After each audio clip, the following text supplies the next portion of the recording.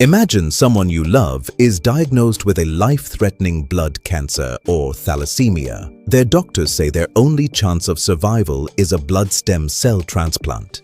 But here is the catch. A perfect genetic match is incredibly rare. For patients of Indian ethnicity, finding a match inside international registries is nearly impossible. This is because our genetics are incredibly diverse. That is where stem cell registries come in. Organizations right here in India are changing the odds. Organizations like DATRI, based in Chennai, and DKMS BMST are building a massive national database to make sure no patient dies waiting for a match. They aren't collecting your blood or bone marrow right now. They are simply building a genetic search engine, and joining it takes less than a minute. By joining the registry, you become a permanent part of the solution.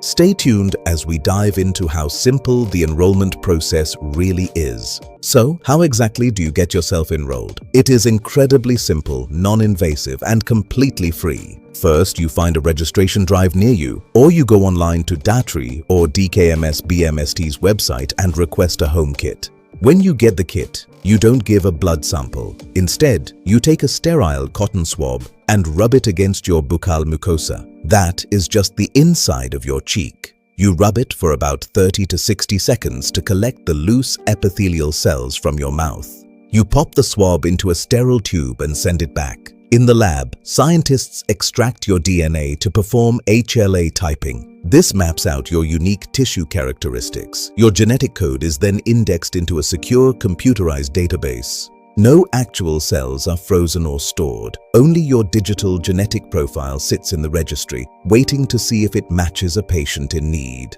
It is that simple. What is the ultimate purpose, and what does it mean to be a registered stem cell donor? Being on this registry means you are a literal lifeline on standby.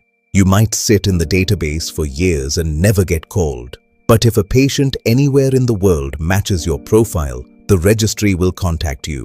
If you choose to proceed, the modern donation process is incredibly safe and rarely involves actual surgery. Instead, doctors use a process called peripheral blood stem cell donation. It looks almost exactly like standard blood platelet donation. A machine filters out the necessary stem cells and the remaining blood is returned safely. Your body naturally replaces the donated stem cells within just a few days.